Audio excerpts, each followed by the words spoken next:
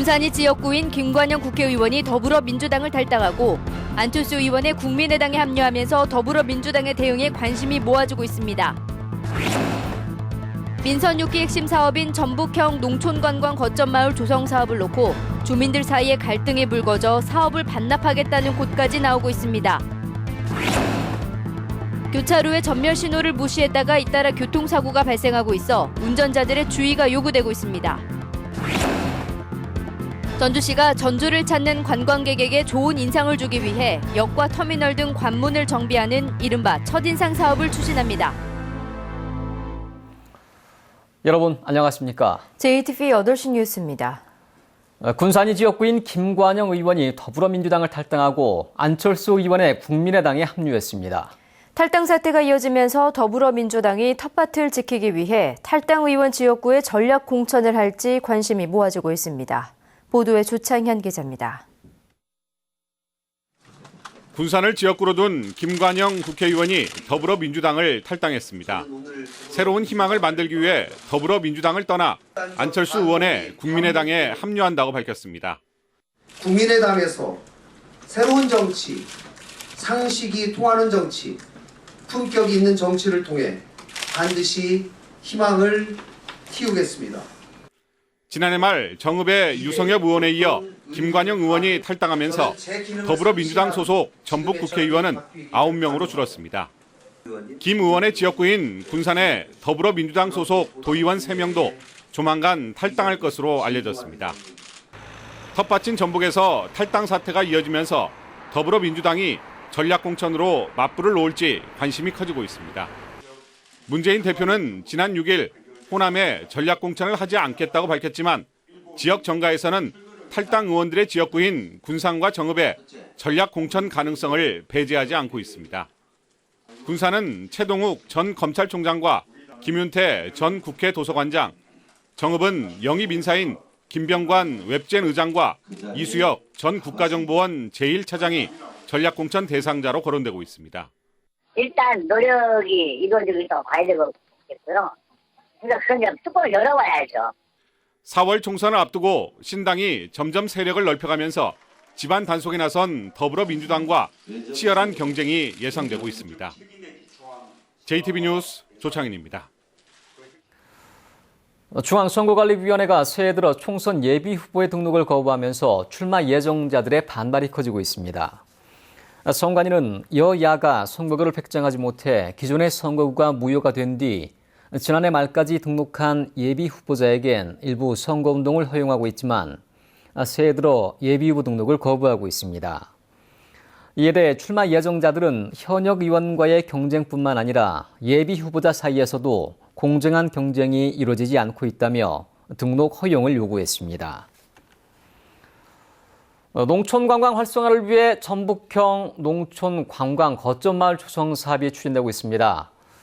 그런데 사업비를 놓고 주민들 사이에서 갈등이 불거져 사업을 반납하겠다는 곳까지 나오고 있습니다. 하원호 기자가 보도합니다. 금강상류에 있는 장수한 농촌마을입니다. 이 마을은 지난해 치열한 경쟁을 뚫고 전북형 농촌관광 거점마을로 선정됐습니다. 앞으로 3년간 30억 원을 지원받아 농촌 관광객을 위한 숙박시설을 만들고 각종 체험 프로그램을 개발할 예정입니다. 하지만 본격적인 사업 추진을 앞두고 마을 주민들이 극심한 갈등을 겪고 있습니다. 숙박시설 건립 위치와 마을 이장 선출 문제 등을 놓고 원주민과 귀농인 사이에 의견이 갈렸기 때문입니다.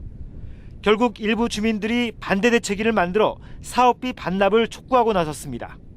갈등, 대립, 이것이 이제 확연하게 드러나니까요.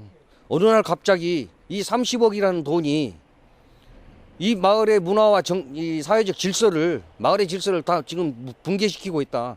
제일 안타깝습니다. 하지만 거점 마을을 추진하는 영농조합은 과거의 잘못된 관행을 바로잡는 과정에서 일부 주민들이 오히려 발목을 잡고 있다는 주장입니다. 열심히 해야 될 시점에 자꾸 갈등이 부각돼서 이렇게 사업이 좀 지지부진해지는 것에 대해서는 저도 대표로서 책임을 지고 좀 통감을 하고 있는 상황입니다. 전라북도는 문제가 불거지자 중재 방안을 마련하겠다고 밝혔습니다. 일부 시군이 그 과정이라고 이제 저희들은 이제 보고 있는데 아무튼 잘 조정을 해서 잘 추진될 수 있도록 이제 해야죠. 모두 420억 원을 들여 14개 시군에 한 곳씩 농촌관광 거점 마을을 만드는 이 사업은 농촌관광 활성화를 위한 민선 6기 핵심 사업입니다. 전북형 농촌관광 거점 마을 사업이 주민 간의 갈등과 분열로 이어지지 않도록 철저한 대책이 뒤따라야 할 것으로 보입니다. JTB 뉴스 하원호입니다. 불필요한 대기 시간을 줄이기 위해 교차로에서 전멸 신호등을 운영하는 경우가 많습니다. 최근 전멸 신호를 무시했다가 사망 사고가 잇따라 운전자들의 주의가 요구되고 있습니다. 정원익 기자입니다. 지난달 2일 이 교차로에서는 전멸 신호를 무시하고 달리던 화물차와 승용차가 부딪혀 3명이 숨졌습니다. 근무하고 있는데 소리가 크게 나가지고 나가봤는데 차가 뒤집어져 있고 큰 차가 쓰러져 있더라고요. 그래서 얼마 뒤 또 다른 전멸 신호 교차로에서는 화물차끼리 부딪혀 2명이 숨졌습니다. 교차로의 전멸 신호등은 불필요한 대기 시간을 줄이기 위해 운영하는데 전북에만 모두 1,780여 곳이 있습니다. 도로교통법상 황색 전멸등에서는 속도를 줄이고 적색 전멸등에서는 일단 멈춘 뒤 운행해야 합니다. 전주시 한 주택가의 교차로. 4곳이 황색과 적색 전멸등이지만 신호를 무시하기 일쑤입니다. 규정을 잘 모르는 경우도 적지 않습니다. 황색일 때는 어떻게 가야 되고 적색일 때는 어떻게 가야 되는지 혹시? 황색일 때는 신속히 지나가고 그냥 한 번 더 가는 정도. 이러다 보니 전멸신호 교차로에서 사망사고는 지난해 조금 줄긴 했지만 해마다 꾸준히 늘고 있습니다. 전멸신호를 무시해 사고가 나면 11대 중과실에 해당돼 형사 입건될 수 있습니다. 적색 전멸 교차로에서 일시 정지하지 않고 운행하다가 인명피해 사고가 나게 되면은 형사처벌을 받게 됩니다. 전멸신호에 대한 정확한 인식과 함께 경찰의 적극적인 홍보가 필요해 보입니다. JTB 뉴스 정원익입니다. 전라북도 공무원 노조가 문형표 국민연금공단 이사장의 사퇴를 촉구했습니다. 공무원 노조는 정부가 메르스 사태 책임을 지고 물러난 인사를 국민연금공단 기금운용본부의 공사화를 추진하기 위해 이사장으로 임명했다며 문형표 이사장이 스스로 무능을 인정하고 자리에서 물러나야 한다고 주장했습니다. 전라북도가 예산 낭비 사례를 예방하기 위해 예산 낭비 신고센터를 활성화합니다. 전라북도는 오는 3월 10일까지 도민과 공무원이 예산 낭비 신고센터에 접수한 신고 사례를 평가해 2천만 원 한도에서 포장하기로 했습니다. 예산 낭비 신고센터는 전라북도와 14개 시군 인터넷 홈페이지에서 운영하고 있습니다. 전주시가 전주를 찾는 관광객들에게 좋은 인상을 주기 위해 이른바 첫인상 사업을 추진합니다. 역과 터미널 같은 전주의 관문이 대상입니다. 권대성 기자가 보도합니다. 전주와 남원을 잇는 17번 국도입니다. 한옥의 연도를 상징하는 조형물이 눈에 들어옵니다. 전통 문화도시인 전주를 상징합니다. 이른바 전주 첫인상 높이기 사업의 하나입니다. 열차를 타고 오는 관광객을 위해 전주역 앞길은 생태 문화광장으로 바뀝니다. 850m가량인 도로의 차로를 줄이고 인도를 넓혀 내년까지 녹지 공간과 즉석 공연이 가능한 문화 공간을 만듭니다. 오래되고 낡은 버스 터미널도 단장됩니다. 고속버스 터미널은 이미 신축 공사가 시작돼 이르면 7월에 새롭게 문을 엽니다. 시외버스 터미널은 사업자 측이 신축 의사를 밝히면서 전주시가 협의에 들어갔습니다. 신축이 확정되면 두 곳의 버스 터미널을 잇는 스카이워크 형태의 연결 통로를 설치해 환승 편의를 높일 계획입니다. 전주의 관문을 인상적으로 바꾸어 전주가 보이지 않는 역사뿐만이 아니라 시각적, 공간적으로도 품격 있는 도시라는 것을 알리겠습니다. 한옥마을을 중심으로 1,000만 관광객 유치를 내건 전주시의 주요 관문이 탈바꿈을 시도하고 있습니다. JTB 뉴스 권대성입니다. 김승수 전주시장이 신년 기자회견을 열고 사람과 생태, 문화 등 3대 가치를 중심으로 올해 시정을 추진하겠다고 밝혔습니다. 이를 위해 위대한 도시와 도시공간 재창조, 따뜻한 경제와 현장 속으로 같은 4가지 역점 시책을 제시했습니다. 김승수 시장은 또한 근현대 건축 자산 등을 묶은 미래유산지구 사업, 시민 인권 보장과 청년 공간 조성도 새롭게 시작하겠다고 설명했습니다.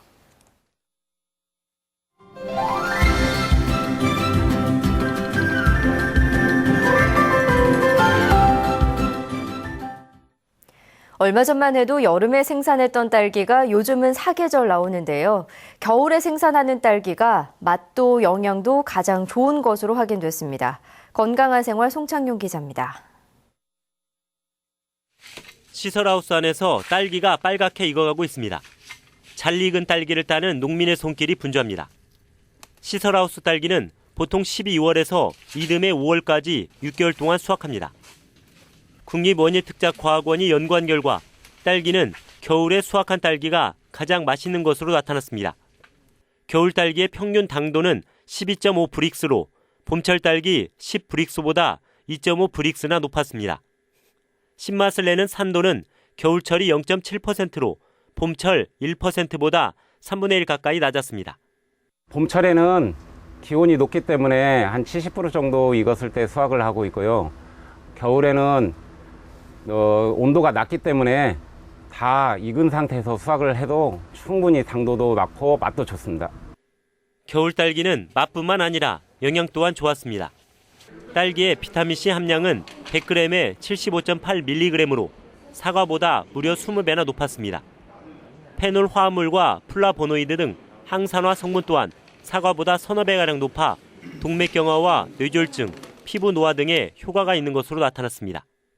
고함량의 비타민C를 함유하고 있고 서량 같은 경우는 플라보노이드, 안토시아닌 등 항산화 물질이 매우 풍부해서 겨울철 건강관리에 매우 유익한 과일이라 할 수 있겠습니다.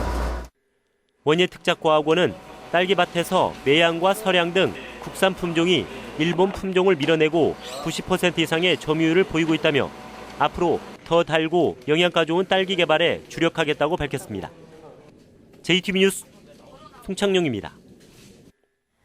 교육부가 어린이집 누리예산 편성과 관련해 추경예산 편성을 전북교육청에 요구했습니다. 교육부는 긴급 재정 점검을 실시한 결과 전북교육청의 경우 지방채와 목적 예비비를 포함해 900억 원의 예산 여력이 있다며 추경예산 편성 계획을 내일까지 제출하도록 요구했습니다. 한국어린이집 총연합회도 누리예산을 편성하지 않은 7개 교육청에 대한 공익감사를 감사원에 청구했습니다. 김제한 돼지농장에서 구제역 의심 신고가 들어와 전라북도에 비상이 걸렸습니다. 전라북도는 오늘 오후 김제시 용지면 돼지농장에서 돼지 30여 마리의 코와 발굽에 물집이 생겼다는 신고가 접수됐고 간이조사 결과 구제역 양성 반응이 나왔다고 밝혔습니다. 전라북도는 이 농장의 출입을 통제하고 시료를 채취해 농림축산검역본부에 정밀검사를 의뢰했습니다. 새만금호의 수질을 개선하기 위해 익산 왕궁축산단지에 폐축사를 매입하는 사업을 다시 시작합니다. 전라북도는 올해 13억 원, 내년에 27억 원 등 40억 원을 들여 5만 제곱미터의 폐축사를 사들이고 녹지 공간으로 만들 계획입니다. 전라북도는 지난 2013년까지 왕궁 폐축사 16만 8천 제곱미터를 매입했습니다. 지난해 전북의 주택 매매 거래량이 1년 전보다 10% 가까이 늘어난 것으로 나타났습니다. 국토교통부는 지난 1년 동안 전북의 주택 매매 거래량은 3만 5천여 건으로 1년 전보다 12% 늘어났다고 밝혔습니다. 전주지법 형사 3단독은 알선수재와 뇌물 공여 혐의로 기소된 66살 이모 씨에게 징역 1년 6개월에 추징금 8억 5,300만 원을 선고했습니다. 이 씨는 지난 2010년부터 3년간 가동보 설치업체로부터 로비 자금 명목으로 8억 5,300만 원을 받아 담당 공무원들에게 뇌물을 건넨 혐의 등으로 기소됐습니다. 전북은 내일 대체로 맑다가 낮부터 점차 구름이 많아지겠습니다. 내일 아침 최저기온은 전주 영하 5도 등 영하 9도에서 영하 5도의 분포로 매우 춥겠습니다. 낮 최고기온도 전주가 영상 2도에 머무는 등 0도에서 2도의 분포로 오늘보다 조금 낮겠습니다. 서해안 지역에는 밤 늦게 산발적으로 눈이 날리는 곳도 있겠습니다. 바다 물결은 앞바다 1에서 2m, 먼바다는 1.5에서 3m로 다소 높게 일겠습니다. 전주기상지청은 당분간 추운 날씨가 이어지겠다며 수도관 동파 등 시설물 관리에 주의를 당부했습니다. 다음은 전주방송에 이웃돕기 성금을 보내주신 분들입니다. 완주군 삼례읍 후화마을 주민들이 55만 원, 원수계 마을에서 50만 원, 신풍마을 43만 원, 조사마을 주민들이 42만 원, 유리마을 주민들이 40만 원, 상신마을 37만 원, 장포마을 주민들이 37만 원, 전화마을 주민들이 30만 원, 신포마을 12만 원, 상탕마을 11만 원, 남원시 대강면 광안마을 주민들이 15만 원을 보내주셨습니다. 성금을 보내주신 분들께 감사드립니다.